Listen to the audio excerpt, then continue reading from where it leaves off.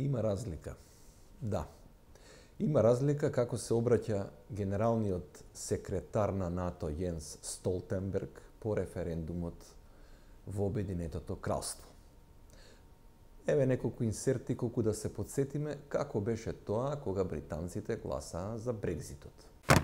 The British people have decided to leave the European Union, as it defines the next chapter in its relationship with the EU. I know that the United Kingdom's position in NATO will remain unchanged. А сега да видиме како истиот тој Столтенберг пред неколку дена се обрати по референдумот во Република Македонија. The only way to join NATO is by agreeing and implementing the name deal with Greece. There is no other way. So I've seen that someone have indicated the possibility of rejecting the name agreement and at the same time join NATO. Очигледна е разликата.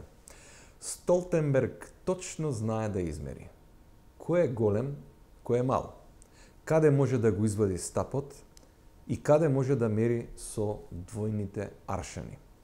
Демек, демократски вредности.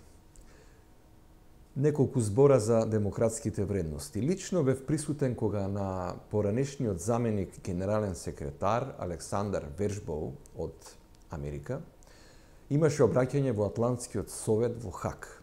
И тогаш го прашаа да ги коментира случувањата со масовните апсења во Турција по неуспешниот воен удар против Речеп Тајп Ердоган. Вершбоу, можеби на општо изненадување, одговори вака: НАТО е пред се воена организација, сакајќи да каже демократските вредности остануваат малку зад врата. Енде, нема што повеќе да се заморува со демократски капацитети на Турција или кој било друг во организацијата. Но, еве, се враќаме на Македонија. Кога Македонија е во прашање, тоа е нешто сосема друго. Таа се крои однадвор со охридски, со пржински, со преспански шнирови. А се знае, кога имаме многу бабици, детето излегува килаво. Народна поговорка. Затоа поуспешна беше ајваријадата, отколку референдумот. А фотографијава која ја земавме од Facebook, може би една од подобрите кои ги видов за луѓето кои правеа ајвар на 30 септември. И така ќе биде секогаш доколку не се почитува традицијата. На народот му е важна ракијадата, пастрмајлијадата, пивофестот, карневалот во Вевчани, струмичкиот карневал. Значи референдумот. Премиерот Заев, како што може и да се види на фотката, испратена од кабинетот негов, фатен на дело како гласа пред картата на етничка Македонија. На грците им се крева коса на главата. Малакас, малакас, чекайте бре, соседи грци, полека. Па ако се види пресудата на Меѓународниот суд на правдата на Обединетите нации, таму убаво стои дека за карти марти Македонија не ја осудија за иредентизам, како што бараа грците. Осудена беше Грција, која не ја почитуваше времената спогодба. Затоа и треба да се држиме до пресудата, додека можеме, оти ќе не однесе матен Вардар. И сега, откако по свадбата удрија тапаните, се бара попис.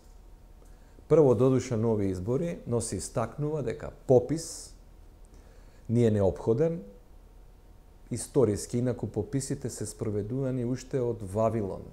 Тоа е пред речиси 6000 години. Македонија спроведувала пописи. Ете Филип II и Александар Македонски воделе сметка во своите походи да не носат странски војски повеќе од 3 до 5%.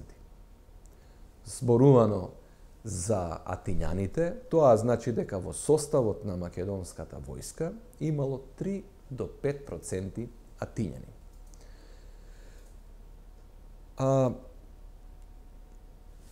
Рим го попишал и Исус. Библијата зборува за пописи.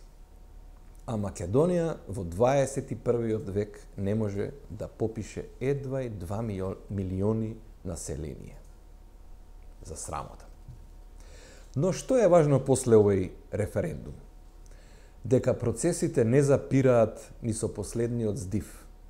Прашањето е како да се дојде до најдобрите решенија. Како политичарите да се научат дека народот не е глупав и треба да го слушаат.